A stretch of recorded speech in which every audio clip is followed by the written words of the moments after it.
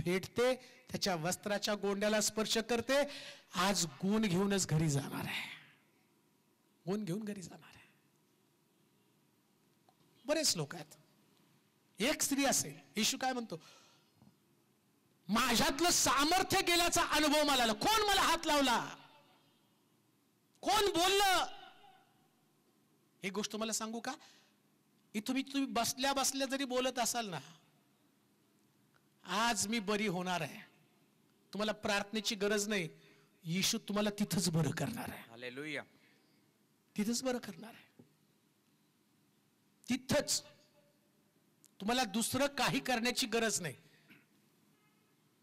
ना तुम्हाला तेलावरती प्रार्थना, ना तुम्हाला डोक्यावरती हात ठेवून प्रार्थना, ना तुमच्या पोटावरती हात ठेवून प्रार्थना. कशाची गरज नाही हो, कशाची नाही. परवा मला एक कॉल आला, त्यांनी सांगितलं की घशामध्ये खूप ठिकाणात गाठी झाल्यात, आता टेस्टिंगसाठी चाललेले आहेत. डॉक्टर म्हटले आपण टेस्ट करू, आणि त्या कॅन्सरच्या गाठी असतील ज्या तुमच्या घशामध्ये आणि बसलेल्या आहेत, आणि त्याच्यानं तुम्हाला कॅन्सर असण्याची शक्यता आहे. आणि मग आता आम्ही हॉस्पिटलमध्ये जाणार आहोत, सगळ्या गोळ्या दिल्या, सगळं काही केलं, पण गाठी जायला तयार नाही, आणि त्या जाणवत आहेत पाळक साहेब, घशामध्ये गाठी आहेत. शेवटचं एक तपासणीसाठी चाललेली आहे. पण माझा विश्वास आहे कॅन्सर नसणार आहे. तुम्ही प्रेयर करा, देव मला आरोग्य देईल. आता घशाच्या गाठीचं तर मला पण मला मिळालं, अरे बापरे. कारण मला इकडे येताना मी नीलूला म्हटलं होतं, बाबा मीटिंग कॅन्सल होतात का बघ या, कारण माझ्या घशामध्ये गाठ झाली. त्यांनी सांगितलं की बोलून बोलून गाठ तयार झाली. डॉक्टर म्हटले आता बोलू नका, जास्त बोललं तर ही गाठ तुमच्या स्वर यंत्रणेला घासेल आणि तुम्हाला बोलता येणार नाही, मग तुम्हाला प्रॉब्लेम तयार होईल. मग नीलूला म्हटलं बघ बाबा, सगळ्याला सांगून काय होतंय का कॅन्सल करायला, कारण तुमच्याकडे येताना बोलायचं तर बऱ्याच. मी त्याला आल्या विचारलं, रे प्रीचिंग केलं, आवाज क्लिअर होता का? तो म्हटला पहिल्यासारखाच तुमचा आवाज क्लिअर आहे. कारण का, तर डॉक्टरने सांगितलं बोलायचं नाही, पण मी बोल. आणि मला माहिती किती गाठीचा प्रॉब्लेम किती आहे, कसं ती गाठ असणार आहे. आणि ती बाई म्हटली एक नाही, घशामध्ये खूप गाठी तयार झालेल्या आहेत. आणि प्रार्थना केली, देवा जेव्हा गाठ तयार होती ना, तेव्हा कळतं आपल्याला त्याची तळमळ काय. त्या तळमळीने प्रार्थना केली. तरी बागसाहेब गेले हॉस्पिटलमध्ये, आणि मग पुन्हा एकदा घसा चेक केला, आणि डॉक्टरने सांगितलं की तुमच्या सगळ्या गाठी गायब झालेल्या आहेत, ज्या तुम्हाला कॅन्सर असण्याची शक्यता आहे, सगळ्या गाठी गायब झालेल्या आहेत. Praise the Lord. अहो असं बोला, जे आहे ते गायब व्हायला पाहिजे, आहे ते गायब व्हायला पाहिजे. त्याला घेऊन बसण्यामध्ये मजा नाही. किती काळ त्याच्यामध्ये बसणार आहे. त्या बाईने काय इम्प्रेसिव्ह बोलली, कशा पद्धतीने उधळ्या पुत्र बोलला, कशा पद्धतीनं उधळ्याच्या पुत्राच्या भावानं आपलं इम्प्रेशन घालवलं. आज रात्री इम्प्रेशन घालवणारे नव्हे, तर इम्प्रेशन निर्माण करणारे लोक बना प्रियांनो. इम्प्रेशन निर्माण करा. तुमची नोकरी असेल, तुमचा विवाह असेल, तुमचा आर्थिक प्रश्न असेल, तुमची जॉबची समस्या असेल, तुमचा विकार असेल, तुमची व्याधी असेल, तुमचं शुगर, तुमचं बीपी, तुमची किडनी, तुमचं लिव्हर, कशाचा विचार करू नका. फक्त तुमच्या बोलण्यानं. तुम्हाला माहिती का, प्रभू येशू ख्रिस्त लाजरसला फक्त शब्द बोलला, लाजरस बाहेर ये, शब्द बोलला. देव बोलला आकाश हो, आकाश झालं. रक्तस्रावी स्त्री बोल, मी जाते आणि बरे होते. एलिया बोलला, भाई तुझी भाकर मला भाज, मग तुझ्या मुलासाठी भाज. एलिया बोलला मला भाज, मग तुझ्या मुलासाठी भाज. बाईनं एलियाच्या बोलण्याप्रमाणे केलं. एलिया बोलल्यामुळं त्या बाईच्या घरातली शेवटची भाकर जी संपणार होती, पण एलिया बोलल्यानं त्या बाईच्या घरामध्ये 3.5 वर्षाची भाकर तयार झाली. बोलल्यानं. आज रात्री तुमची शेवटची भाकर तुमच्या बोलण्यानं, या भाकरीला बरकत येणार आहे प्रियांनो, बरकत येणार 100% मी तुम्हाला सांगतो, 100%. माझा देव हा काढून घेणारा देव नाही, तर माझा देव हा परत करणारा देव आहे. मला बोलताना वेळ पण समजायला तयार नाही, 10:30 वाजलेत, परंतु मला तुम्हाला सांगू द्या, बोलण्याच्या द्वारे प्रभूवरती इम्प्रेशन पडा. आपल्या जागेवरती आपण उभं राहूया. सर्वजण आपल्या जागेवरती आपण उभं राहूया. आपल्या जागेवरती आपण उभं राहूया. आपले डोळे बंद करूया. आपले डोळे बंद करूया. आज रात्री जर तुम्हाला वाटतं की सगळं काही बदलावं, ऐका, कोणी आपली जागा सोडू नका. तुम्ही या ठिकाणामध्ये आलेले लोक, तुमचं बोलणं आज प्रभूवरती प्रभाव टाकणार असावं. तुमचं बोलणं, तुमची परिस्थिती बदलण्याची ताकद तुमच्या बोलण्यामध्ये आहे. तुमच्या शरीराची स्थिती बदलण्याची ताकद तुमच्या बोलण्यामध्ये, तुमची सेवा बदलण्याची ताकद तुमच्या बोलण्यामध्ये. मला माहिती की आज बरेच लोक असेच प्रश्न घेऊन प्रभूकडे आलेले आहेत. अशीच समस्या घेऊन प्रभूकडे आलेले आहेत.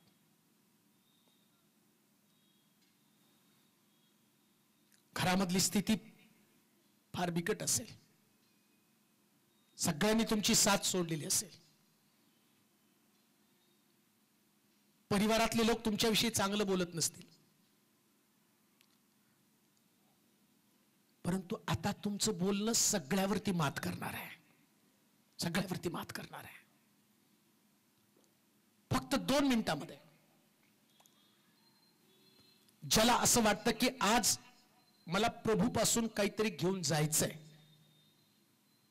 आरोग्य, बरकत, सुटका, मी खाली येणार नाही, पण तुम्ही समोर या. तुम्हाला वाटतं की आज प्रभूनं तुमच्यासाठी काहीतरी करावं. ज्याला वाटतं की त्याच्यासाठी विशेष अनुग्रहाची प्रार्थना करावी, परिस्थिती बदलावी, लवकर पटकन पुढे या. ज्याला वाटतं, कुठल्याही प्रकारचं शंका कुशंका बाळगू नका. आज तुमच्या बोलण्यानं सगळं वातावरण बदललं जाणार आहे. लवकर लवकर प्रभूकडे या. प्रभूकडे या. देवाकडे या. आपला विश्वास मजबूत करा. आपला विश्वास, बोलणं तुमचं आता बोला. प्रभूशी बोला. प्रभूशी बोला. तुमचं बोलणं इम्प्रेसिव्ह असू द्या. देवाशी बोला. देवाशी बोला. लवकर तुमचा आवाज प्रभूकडे जाऊ द्या. आवाज प्रभूकडे जाऊ द्या. रक्तस्रावी स्त्री जशी म्हणती, प्रभू मी येते, तुझ्या वस्त्राच्या गोंड्याला स्पर्श करून बरी होते, आज तुम्ही तसं बोला. तुझी परिस्थिती काय आहे प्रिय बहिणी? तुझ्या घरातलं वातावरण किती गढूळ आहे, किती कठीण आहे. ज्या परिस्थितीने तू गांगरून गेलेली, हतबल झालेली, परंतु आता देव ती बदलणार आहे. बदलणार आहे. देव बदलणार आहे. आपले हात उंच करून आपल्या मुखातल्या शब्दानं देवाचा धन्यवाद करायला सुरुवात कर. तुम्हीच तुमच्या डोक्यावरती हात ठेवा. तुम्ही बोला. तुम्हीच बोला. तुम्ही बोला. तुम्ही बोला. कशासाठी तुम्ही आलेला ते प्रभूशी बोला. कोणी व्यक्ती नव्हे, देव तुमची परिस्थिती बदलणार आहे. देव तुमची परिस्थिती बदलणार आहे. तुझ्या शरीरातल्या विकाराची शक्ती प्रभू नष्ट करणार आहे.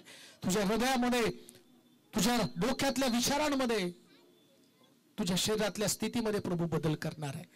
रक्तस्रावी स्त्री म्हणते, मी जाते त्याच्या वस्त्राच्या कोंड्याला स्पर्श करते. आज तुम्ही तसं बोला की प्रभू मी येत आहे, मी येत आहे, मला बरं कर, मला बरं कर, माझे विकार नष्ट कर, माझी परिस्थिती बदल, गर्भाशय बदल. बोला. बोला प्रभूकडं. पवित्र आत्मा आहे आमच्यामध्ये. देवाचं गौरवी सामर्थ्य आमच्यामध्ये आहे. हे प्रभू, या प्रिय लोकांना तुझ्या स्वाधीन करत आहे. ज्या भागामध्ये तुम्हाला आरोग्याची गरज आहे तिथं आपला हात ठेवा. तुमच्यासाठी प्रार्थना करण्यात येईल. प्रभू, या प्रिय लोकांना तुझ्या स्वाधीन करत आहे. तुझ्या महान दयेची ओतणी कर, तुझ्या सामर्थ्याची ओतणी कर प्रभूची. त्यांच्या बोलण्याच्या द्वारे, त्यांच्या विचारांच्या द्वारे त्यांची परिस्थिती बदल बापा. त्यांच्या विचारांच्या द्वारे त्यांची परिस्थिती बदल. हा त्यांचा विश्वास आहे. हा त्यांचा विश्वास आहे. आणि फक्त विश्वासानं तू चमत्कार करतो प्रभूची.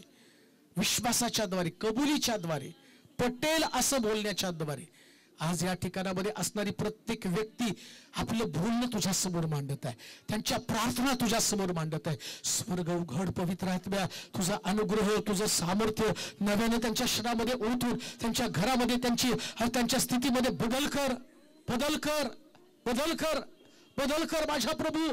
सगळं वातावरण बदलून टाक, यासाठी की तू चांगला देव आहे. तुझ्या चांगुलपणाचा अनुभव त्यांना येऊ दे. आणि उद्या परत येतील तेव्हा ते विनंत्या घेऊन नव्हे तर साक्ष घेऊन या ठिकाणामध्ये येऊ दे. प्रभूचे साक्ष घेऊन येऊ दे माझ्या देवा. साक्ष एवढंच नव्हे तर हे लोक घरी जाता जाता त्यांच्या सगळ्या परिस्थितीमधला फरक त्यांना जाणवू दे, सगळा फरक त्यांना जाणवू दे प्रभूचे. आणि पुष्कळ लोकांना उद्या या ठिकाणात घेऊन येऊन पवित्र आत्म्याचं अलौकिक कार्य त्याचा अनुभव येऊ दे. पवित्र आत्म्याने भरून जाऊ दे प्रभूचे. काम कर देवाच्या आत्म्या, काम कर. तुझं गौरवी सामर्थ्य पाठवून हर एक व्यक्तीच्या जीवनामध्ये मोठा बदल कर. प्रत्येक व्यक्तीला सुटका दे, प्रत्येक व्यक्तीची बंधनं तोड, प्रत्येक व्यक्तीच्या अंतःकरणामध्ये काम कर. येशूच्या नावात मागतो.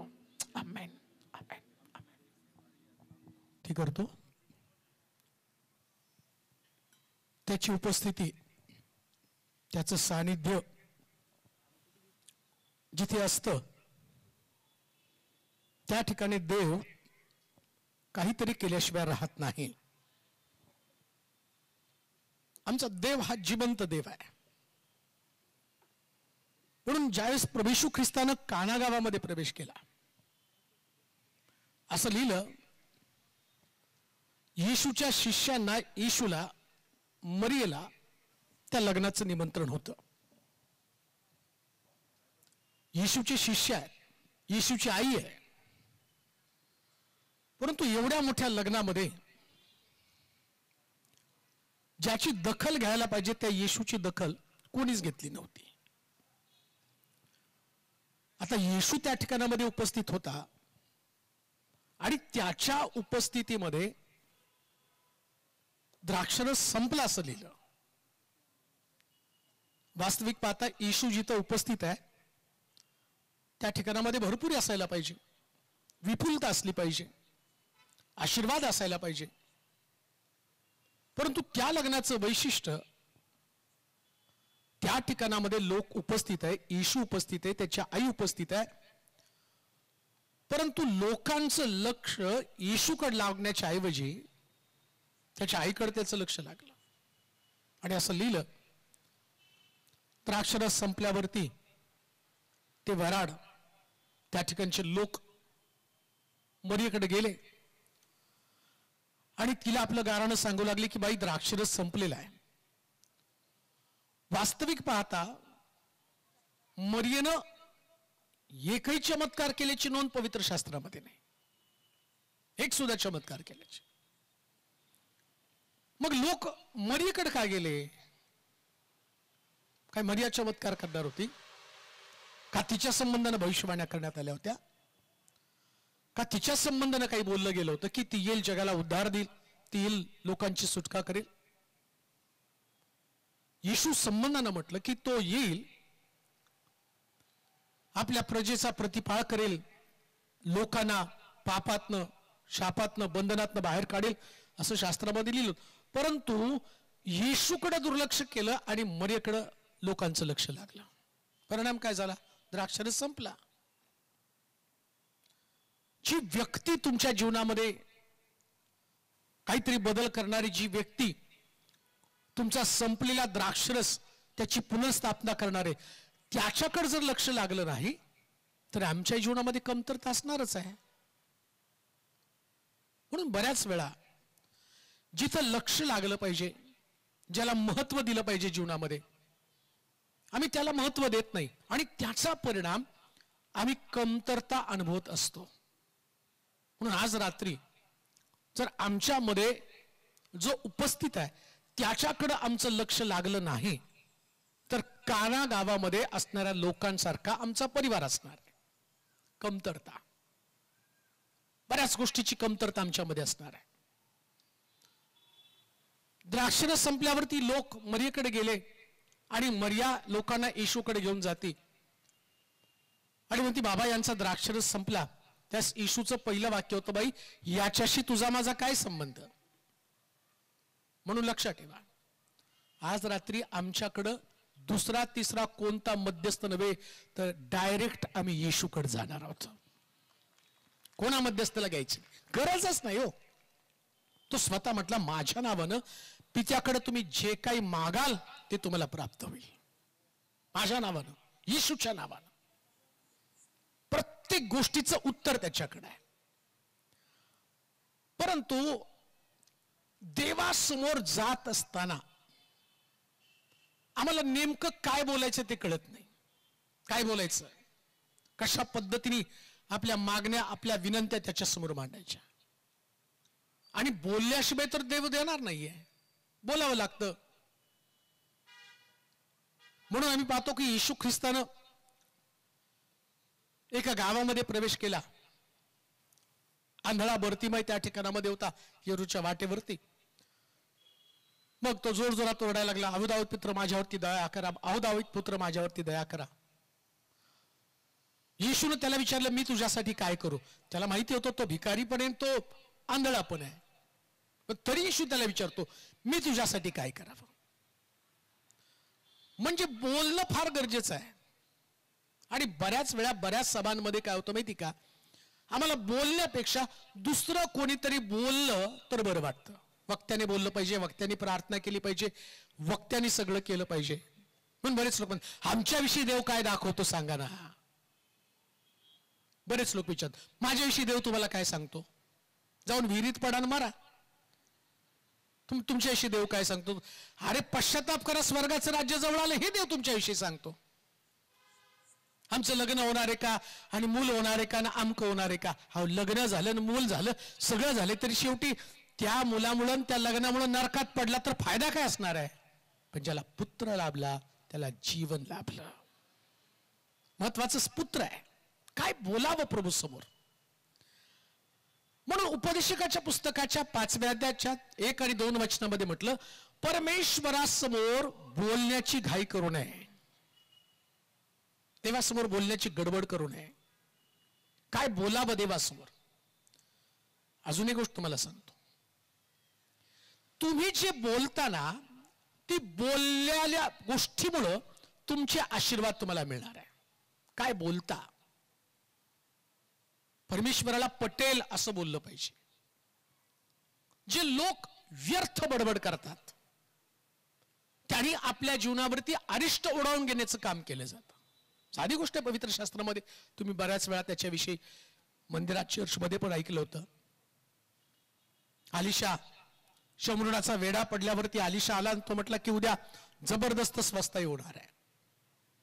आता संदेष्टा बोलतो, त्याचं बोलणं देव ऐकतो, देव त्याच्या मुखामध्ये शब्द घालतो, शब्दाप्रमाणे घडलं जातं. संदेष्टाच्या मुखातल्या शब्दामध्ये ताकद आहे. कोणता संदेष्टा ज्यावेळेस बोलतो ना, तर ते बोलल्यावर घडवण्यासाठी प्रभू समर्थ आहे. आणि शास्त्रामध्ये जर तुम्ही उलगडून बघितलं, अलिशा जेव्हा त्यानं त्या गावामध्ये प्रवेश केला, लेकरं अरे टकल्या म्हणून त्याची हिटायणी करत आहे. अलिशानं शाप दिला, अस्वल रानात आली आणि 42 लेकरं त्या दिवशी फाडून काढली. इतकी संदेष्टाच्या मुखातल्या शब्दामध्ये ताकद होते. संदेष्टा बोलतो, त्याला देव बोलण्यासाठी भाग पाडतो, देव त्याच्या मुखामध्ये शब्द घालतो आणि त्या शब्दाच्या द्वारे देव आपलं अस्तित्व दाखवत असतो. कोणी इथं यावं, काहीतरी टाइमपास करावा, त्याच्यासाठी कुठली सभा नसती. या सभेमध्ये देव काहीतरी बोलत असतो. मला आठवतं पुण्यातली एक सभा, मी नीलू संघी हे तर बोलत होतो. अरे म्हटलं, तुला आठवतं का आपण पुण्यातल्या एका सभेला गेलो होतो. एक सभा होती, त्या सभेला पुण्यामध्ये एक सभा होती. त्या सभा संपल्यानंतर आम्ही जेवलो आणि सोलापूरला निघण्याच्या वाटेस असताना एका व्यक्तीचा रात्री 11 वाजता फोन आला आणि तो म्हटला, पळक साहेब, मी मुंबईहून तुम्हाला सभा अटेंड करण्यासाठी आलो. म्हटलं, बाबा 11 वाजलेत, आता सभा संपलेली आहे. नाही म्हटलं, मी फार प्रयत्न करून ट्रॅफिक मध्ये अडकलो आणि कसं तरी करून त्या सभेला येण्यासाठी मी धडपड करत होतो आणि मी पोचलोय. बाळासाहेब, तुम्ही जिथं सभा आहे त्या ठिकाणामध्ये 2 मिनिटं आम्ही सभेच्या ठिकाणामध्ये आलेलो आहे. म्हटलं, बाबा नाही, आता सभा संपलेली आहे, जेवण झालेली आहे, आता मी परतीच्या वाटेवरती. तो गयावया करू लागला, रिक्वेस्ट करू लागला. आणि मग म्हटलं अशा परिस्थितीमध्ये आता त्याला ओलांडून जाऊ नये म्हणून 2 मिनिटं वेळ काढला आणि मी त्याच्याकडे गेलो.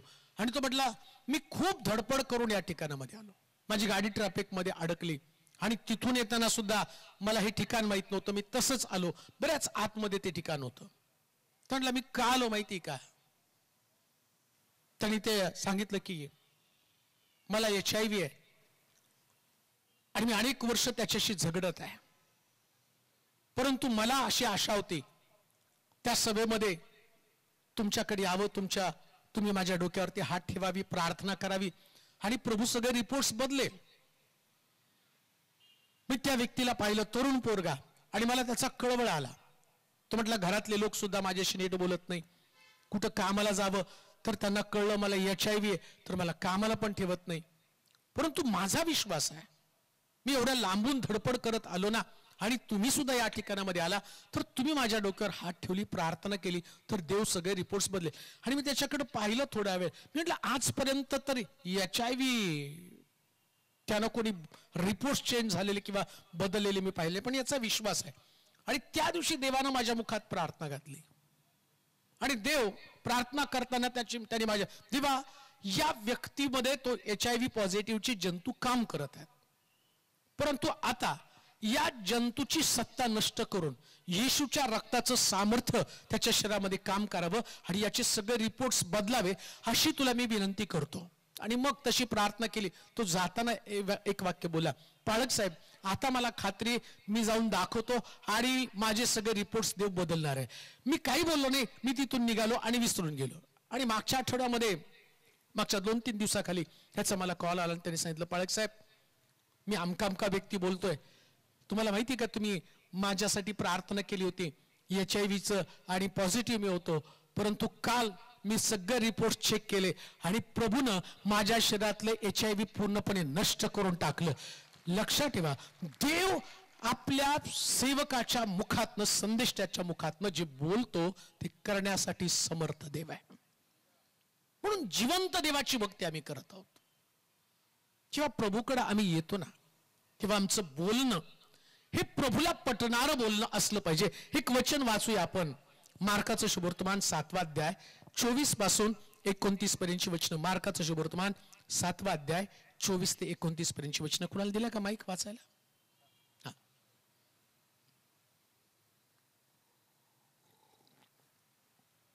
मार्काचं शुभवर्तमान 7वा अध्याय 24 पासून 29 पर्यंतची वचनं.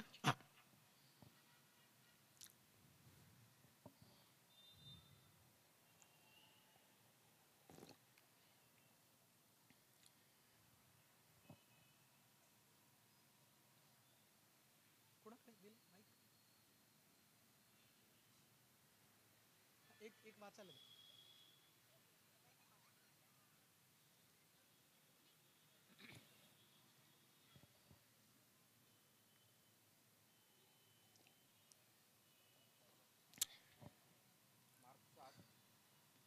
24 ते 29.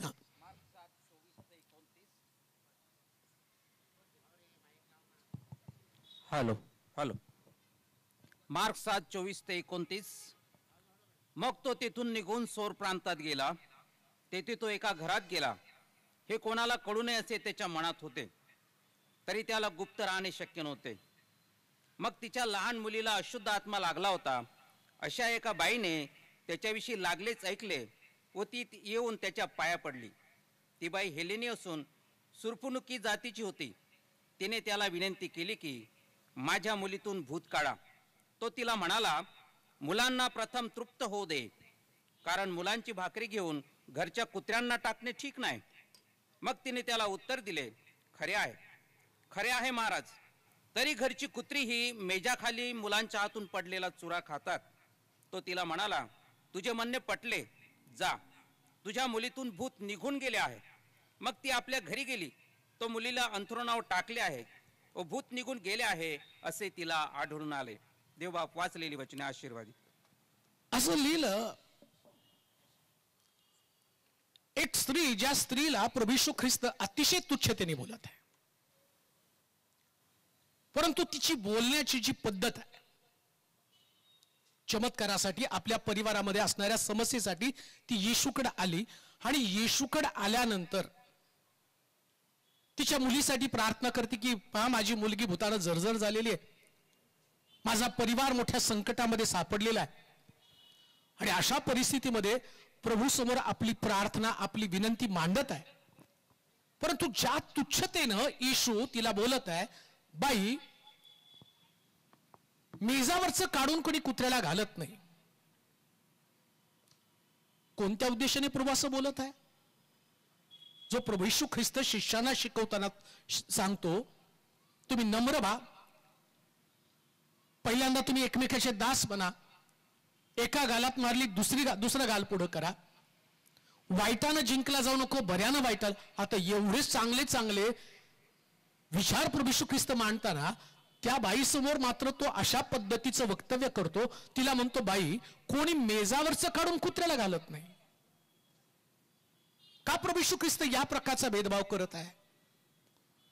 संत पौलाच्या बाबतीमध्ये जर तुम्ही त्याचे पत्र वाचलं, प्रेषितांचं कृत्य वाचलं, तर तुम्हाला समजेल हा संत पौल सुद्धा यहुदी हेलनी याचा भेद टाळतो. तो म्हणतो स्त्री आणि पुरुष भेद नाही, यहुदी हेलनी भेद नाही. मग इथं प्रभू येशू ख्रिस्त कसं काय भेद करत आहे? का त्या कनानी स्त्रीला, का सरपुणकी जातीच्या स्त्रीला तो म्हणतो मेजावरचं काढून कोणी कुत्र्याला घालत नाही? तिच्या मुलीला कुत्र्याची उपमा देण्याचं कारण काय हो? त्याला काहीतरी शिकवायचं होतं. परिवारातल्या समस्या, कुटुंबातल्या समस्या, व्यक्तिगत जीवनातल्या समस्या, या समस्येसाठी तर प्रभूकडे आम्ही येतो आणि समस्या सुटण्याची अपेक्षा आम्ही करतो. परंतु आमचं बोलणं जे आहे ना, आमचं बोलणं हे प्रभूवरती छाप पाडणारं बोलणं असलं पाहिजे. या बाईनं जे बोललं ना, तर तू ठीक बोललीस, तिचं बोलणं पटलं हो. आमच्या बोलण्यासंबंधानं काय आमचं बोलणं येशूवरती प्रभाव टाकत आहे का? येशूची 12 शिष्य आहेत, या 12 शिष्यांचं बोलणं सगळ्यांचं वेगळं हो. शेवटच्या रात्री क्रुसावर जाण्याच्या अगोदर प्रभू येशू ख्रिस्त म्हणतो की अशी भविष्यवाणी मी मेंढपास मारील आणि मेंढरांची दानादान होईल. मनुष्याचा पुत्र थोड्या वेळानं पापी लोकांच्या हाती धरून दिला जाणार आहे, तो मारला जाणार आहे. तेव्हा पेत्र येशूला पाहून काय म्हणतो माहिती का? सगळे तुम्हाला सोडून जातील पण मी तुम्हाला सोडून जाणार नाही, मी तुमच्यावर मरायला सुद्धा तयार आहे. बोलणं खूप छान आहे. जे 11 शिष्यांमध्ये नव्हतं, या 11 शिष्यांपेक्षा वेगळं पेत्राचं बोलणं आहे. पण पेत्राच्या बोलण्याचा प्रभाव प्रभू येशू ख्रिस्तावर थोडा सुद्धा पडला नाही. उलट प्रभू येशू ख्रिस्त काय म्हणतो माहिती का? पेत्रा, कोंबडा अरवण्यापूर्वी तू 3दा मला नाकारशील. म्हणजे त्याच्या बोलण्याचं इम्प्रेशन पडलं नाही. पेत्राच्या बोलण्याचं इम्प्रेशन पडलं नाही, पण या कनानी स्त्रीचं, सरफुनकी जातीच्या स्त्रीचं बोलण्याचं इम्प्रेशन येशूवरती पडलं. कसं काय पडलं? का तिच्या मुलीला आरोग्य मिळालं? का आमच्या समस्या वर्षानुवर्ष तशाच आहेत? आमच्या समस्या आम्ही प्रभूकडे मांडताना वक्ते बदलले, सभा बदलल्या, स्थान बदलले, अभिषेक बदललं. एवढंच नव्हे, आम्ही चर्च सुद्धा बदललो, तरी आमचे प्रश्न सुटले नाहीत, तरी आमच्या समस्या सुटल्या नाहीत, तरी आम्ही आशीर्वादित झालो नाही, तरी आमच्या प्रार्थनेची उत्तरं मिळाली नाही. प्रश्न तो नाही तुम्ही काय बदललं. तुम्हाला बदलायचे ते तुमचे शब्द बदलायचे. असे शब्द बोला जे प्रभूवरती प्रभाव टाकतील, प्रभूवरती प्रभाव टाकणारे शब्द. जी कला, जी बोलण्यातली नम्रता, जी बोलण्यामधली लीनता या स्त्रीच्या अंगामध्ये होती ना, ती एका विश्वासणाऱ्या व्यक्तीसाठी मोठं चॅलेंज आहे. कोणतं चॅलेंज हो? येशूकडे जाती, विनंती करती, प्रार्थना करती आणि तिच्या प्रार्थनेचा गाभा जर तुम्ही बघितला, ती स्वतःसाठी पण मागत नाही, आपल्या मुलीसाठी रद्दबदली करत आहे. प्रभूची माझी मुलगी जर्जर झालेली आहे, माझी मुलगी जर्जर झालेली आहे. तिची कणव, त्या प्रश्नाचं गांभीर्य किती गंभीर आहे त्या प्रश्नाच्या बाबतीमध्ये, हे पाहण्यासाठी प्रभू तिला म्हणतो, बाई कोणी मेजावरचं काढून कुत्र्याला घालत नाही.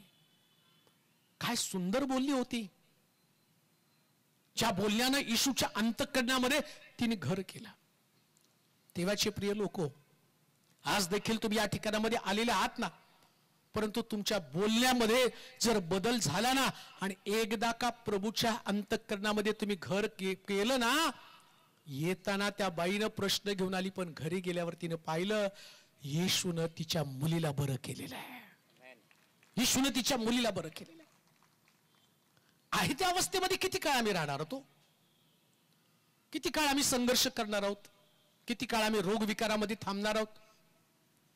किती काळ आम्ही नाकारलेल्या, धिक्कारलेल्या, अव्हेरलेल्या, अविश्वासाचं जीवन, व्यसनामधलं जीवन, घाणीमधलं, दलदलीमधलं जीवन जगणार आहोत? कधीतरी वाटत नाही का याच्यामधनं परिवर्तन व्हावं, याच्यामध्ये काहीतरी बदल व्हावा, काहीतरी समस्येमधनं सुटका असायला पाहिजे, काहीतरी परिवर्तन व्हायला पाहिजे?